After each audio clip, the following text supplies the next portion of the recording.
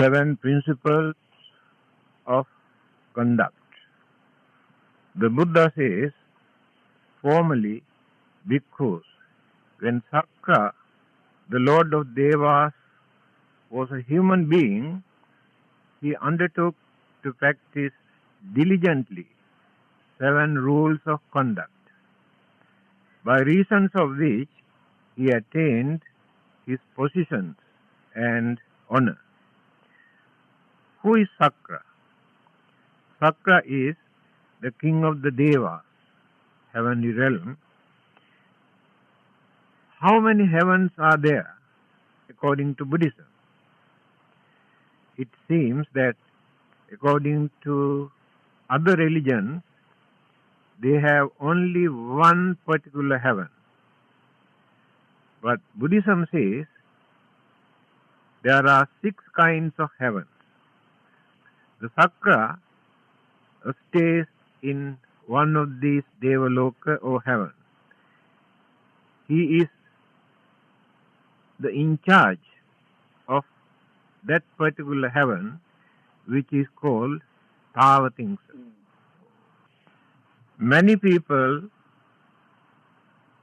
pray and worship and do some offerings to Sakra. These traditional practices existed even during the Buddha's time. On the other hand, people also believe that there are 4 guardian gods or devas. They also believe that these 4 guardian gods are at the 4 corners of the world, watching what we are doing. So we cannot do anything without their knowledge. They can see everything what we are doing, and they also record all the good and bad deeds that we commit. And people also believe after our death, they compare the good and bad deeds we have done. Then they decide our next existence according to the good and bad deeds that we have done. So people worship these 4 guardian devas also. Sariputta, the chief disciple of the Buddha, could not convince his own mother to follow the Buddhist way of life. She was a follower of a certain god.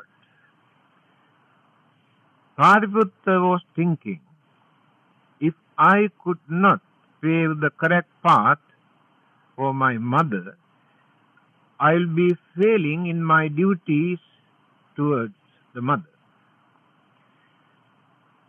So he was thinking what to do, knowing that he could not convince her by talking about religion, since her belief was very strong. So one day he came to the mother's house in the evening. At night he had a serious stomach complaint, and there was nobody to attend to him. Then these 4 guardian devas, having seen that Sariputta is in trouble, they came one by one and attended to him.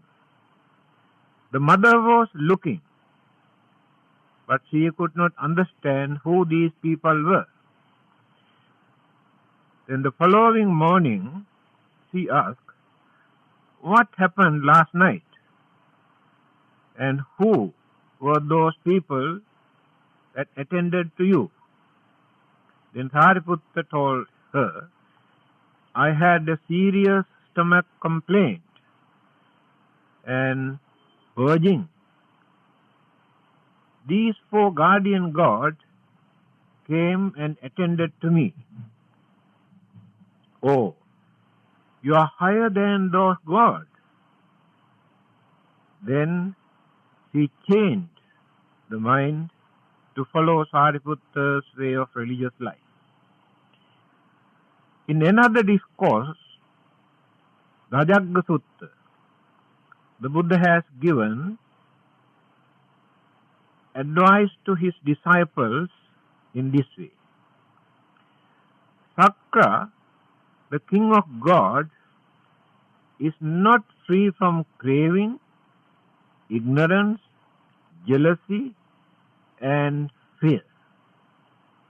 Although people worship and pray to Sakra, Sakra is not holy. He is not free from all the defilement. Then he said, the Buddha, Supreme Enlightened One, is completely free from craving, from anger, from ignorance, and from fear. Because he is holy, he is perfect, he is enlightened. Naturally, when people are in fear, they take refuge in Sakra or in guardian god or some other devas to get rid of their fear or insecurity feelings. But these devas are not holy. They are not pure. But Samma Sambuddha, Supreme Enlightened, the Buddha, is completely free from all the evil bonds. When you are in fear, when you have some insecurity feeling, take refuge in the Buddha. When you take refuge in the Buddha, you recall or invite the Buddha into your mind. Then you feel that you are well protected. Then the fear, insecurity feeling disappear from the mind. This is the advantage of taking refuge in the Buddha. But when we develop purity and follow the Buddha's footsteps, we gain further courage, confidence, and satisfaction in our day-to-day life. And one day, we also become perfect and holy and enlightened person to attain salvation. That is why we take refuge in the Buddha. The Buddha says, Sakra, when he was a human being in his previous birth, he practiced 7 kinds of good qualities. Just because of these practices and virtues, the development of these good conduct, he had the opportunity to become the king of the Devas. We know these gods or Devas enjoy their life in heavenly realm or Devaloka because of the merit that they were done when they were human beings. They experience more peaceful, happy, prosperous, and more enjoyable life because of the merit.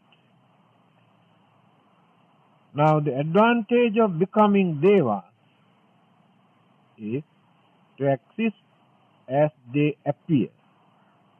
That means no changes, no old age, no childhood. They exist as full-fledged living beings and exist for long periods without any changes.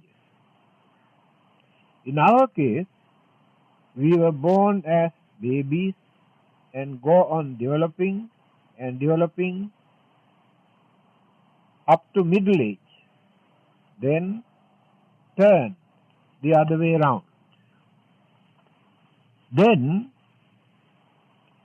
going on reducing and changing and decaying.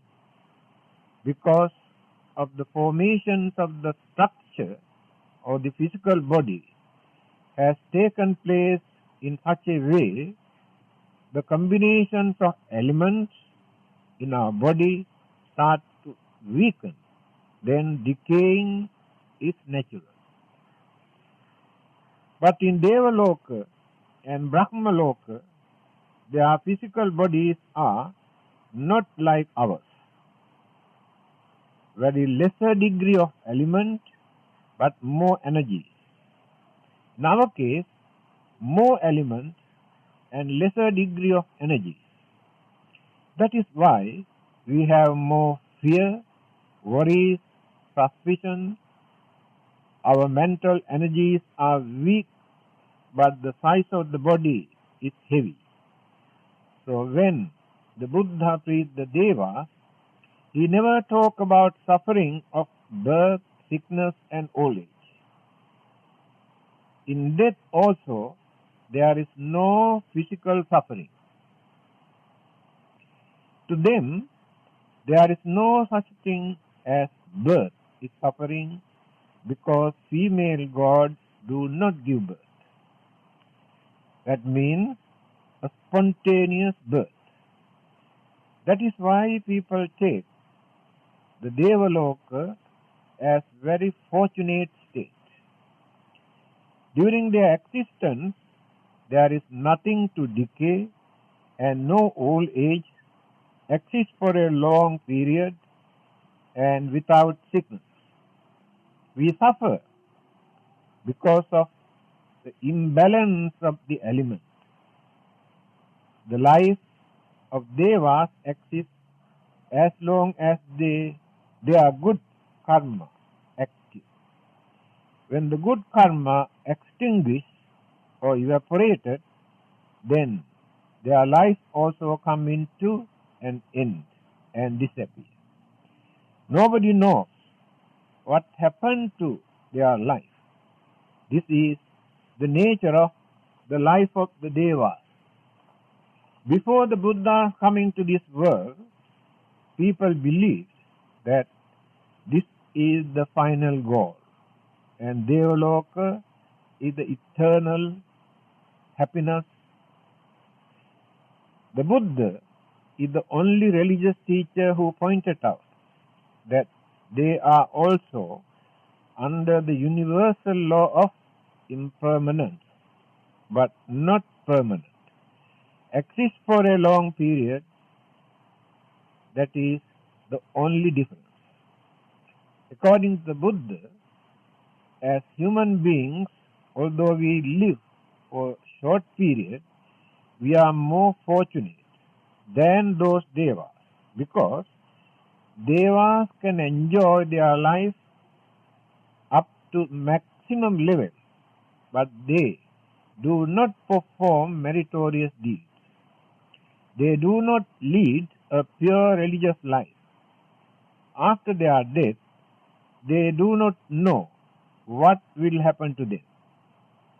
But as human beings, although we suffer, the more we can understand why we suffer and prepare not to suffer in the next existence.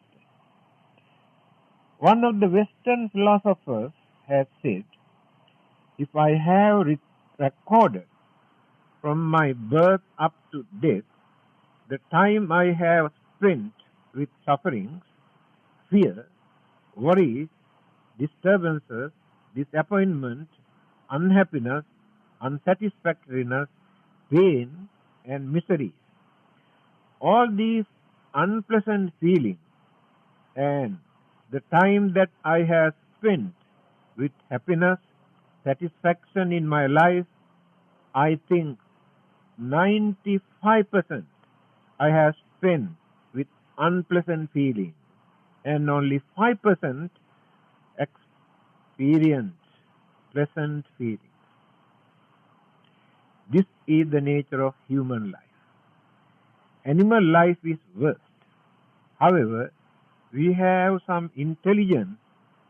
Even Devas haven't got that. Through this intelligence, we can understand why we suffer, why we are not happy, why we have to face so many problems and troubles. By considering this situation, we try to adjust our way of life, try to be good. That is the meaning of religious way of life. Then we mold or shape our next existence. Some human beings have no such opportunities. We always try to correct our life, especially our next existence. Other living beings have no such knowledge or whatsoever about the next existence. But we know this is not the first and the last. So, when repeated birth and death take place again and again, we prepare not to suffer. It is in our hand. If you really love your own life, you should not harm others, says the Buddha. If you love your life, you should not harm others. When you harm others, you allow your life to suffer. That means you do not love your own life. When you realize this, you can reduce your suffering again and again. When you see the world, you can see millions of human beings are suffering without food, without clothing, without shelter, without medicine, and running here and there as refugees, not knowing where to go. Sometimes worse than animals, because animals are used to that way of life. Then we consider very seriously, thinking, why do they suffer like this? Why others are enjoying, while others are enjoying their life? That means they have not accumulated enough good merit to maintain their life without facing such difficulties and sufferings. Those who have done meritorious deeds during their previous birth are also blessed, because they do not suffer from many shortcomings. They gain enough requisite their need. Now with this lifetime, we are going on collecting money, jewelry, land, houses, and so many things. No doubt that they are important. The Buddha also said that they are important if you want to lead a worldly life. But there is one thing you have to understand, that you cannot carry anything with you when you drop your physical body here. Everything you have to drop here. However, they are important for us to use as long as we live in this world. But if we have not accumulated some merit for the next life, you have to go with empty hands. So, whatever meritorious deeds we have performed during our lifetime, we carry only that with us. After our death, only our merit support us in our next life. Nobody else to support us. The relatives also cannot support, because we are individually responsible for our own life. So rebirth takes place according to our own merits and demerits. It is our duty to prepare something to carry with us. when we depart from this world. That is the meaning of accumulating of merit. So Sakra has cultivated these 7 kinds of good qualities to develop his life. But many people do not think seriously why they have to fulfill all their duties and responsibilities and also to accumulate some merits. When we are religious and virtuous, Sakra also respects us. Although we worship Sakra, we do not know that Sakra pays respect to us. In the teachings of the Buddha, it is mentioned that Sakra says, those human beings who perform meritorious deeds, those who observe sila or precept, if they are very devout, dedicated their lives toward worthy cause, those who earn their income by righteous way of life without cheating, swindling, if they support their family, members and relatives in reasonable way, I respect them. That means when we are virtuous and religious, even devas also respect us. They will protect us, but we must be virtuous, religious and reasonable. As human beings, we have lot of opportunities to do lot of meritorious deeds. But devas and brahmas or other living beings have no such facilities or capabilities. This is the real human validity. We know how to think and understand why others are not so fortunate. What are the 7 good qualities that Sakra has developed during his previous birth as human being? As long as I live, may I support my mother and my father. This is the first principle. Second one, as long as I live, may I respect my elders. Why do we respect them? The main reason is that they have more experience about life. They can guide us when we are wrong. That is why we must listen to them. Respect does not mean worshipping. We must listen to them, especially when we are young. There are many things for us to learn through their experience of the elders that they gain through their trials and errors. Third one is, as long as I live, may I speak kindly and gently.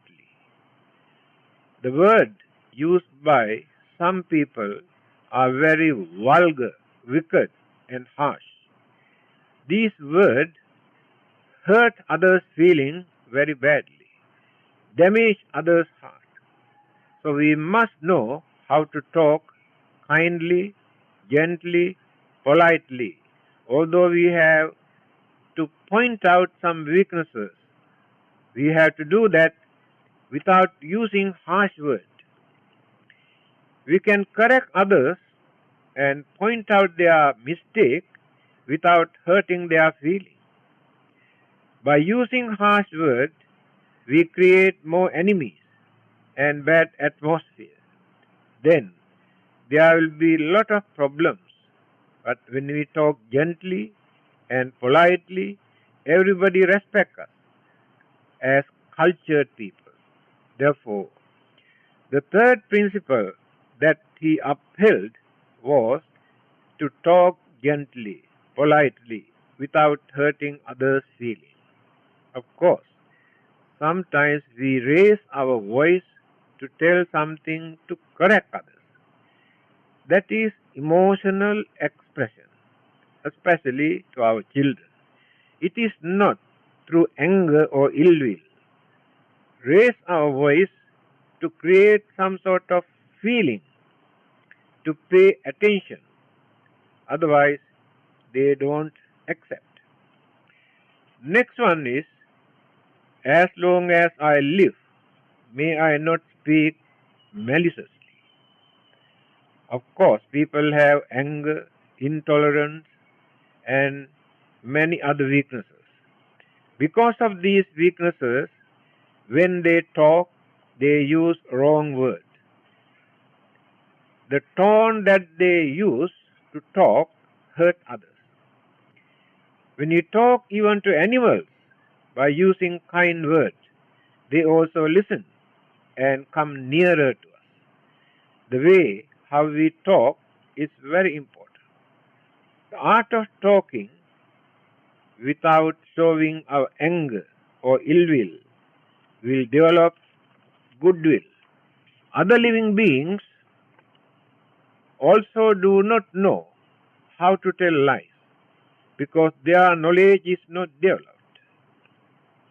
Small children are innocent and they also do not know how to tell lies. Since we have developed our cunningness, selfishness, cleverness, intelligence, and strong craving, we tell lies.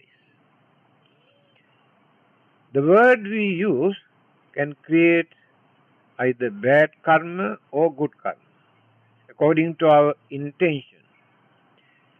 When you talk to others simply by using harsh, vulgar, wicked words to hurt their feelings, we create bad karma. When we talk to others kindly, nicely, politely, to console them, to reduce their fear or worries, we create good karma. You have so many things to do as your duties for your family and many other members.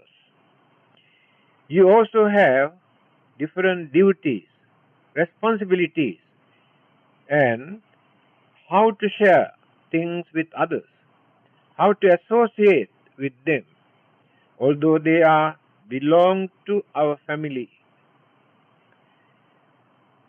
Each of them has their own character or nature, which are entirely different. Husband and wife who have a strong love, affection, attachment, but they have different mentalities. This understanding is very important for them to live together. You never find two human beings who think equally. Their ideas are always different. That is why it is difficult to live together and work together, always create misunderstanding. Therefore, we had to practice patience, understanding, and tolerance. When it is easy to avoid violence, disturbances, enmity, if the life is the jealous type, then the husband must know that my wife is like this. The wife must know my husband is hot tempered. To live together, to avoid misunderstanding, clashes, argument, what they have to do is that the wife must behave in such a way by knowing that the husband is hot tempered person and not to irritate, not to provoke. Then the husband by knowing that his wife has a very suspicious mind, he should not behave in such a way for the wife to disturb her mind. Although they have different attitudes, they can live together peacefully. Brothers and sisters and other family members who have different mentalities also can live together by knowing each other's mentalities. Because it is not so easy to correct and change others' natural characters, but through their own effort and understanding, they can change their own characters. By threatening, frightening, beating, or punishing also, it is not so easy to change others' character. Therefore, always try to maintain peace, harmony, happiness without creating unpleasant situations. Next one is, as long as I live, may I speak truthfully. It is the most difficult thing for people to practice. But sometimes we have to tell something which is not true. On certain occasions, we had to abstain telling truth to avoid violence and bloodshed. To avoid all these unpleasant situations, we had to observe silence or say something in a diplomatic way. There is very important saying in Hindu philosophy, that is, tell the truth, nothing but truth. Your truth is unpleasant, better to avoid it, because by revealing that truth, there will be serious or very unpleasant atmosphere. However, we should not adopt that attitude for our own benefit, nor to harm others. Last one is, as long as I live, may I control my anger, and if anger arises in me, may I quickly dispel it. This is another good advice. In another discourse, How to Go to Heaven, the Buddha also mentioned that we had to cultivate 3 good qualities. If we want to go to heaven, according to Buddhism, we had to cultivate. Simply by praying and worshipping, we cannot go to heaven. We had to develop 3 virtues. Tell the truth, not to show our anger, but to control.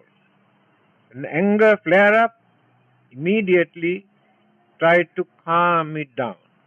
Otherwise, through the influence of the anger, we can say something dangerous or do something which can create a lot of harm to others as well as towards us. Because when anger is dominating, the mind will lose the sense of reasoning. No time to reason out. Later, when anger is subsided, we regret because of our hasty mental attitude and by thinking the mistake done by us. When our anger is suppressed, we can talk peacefully without shouting, attacking, blaming, can talk in gentle way to solve our problems.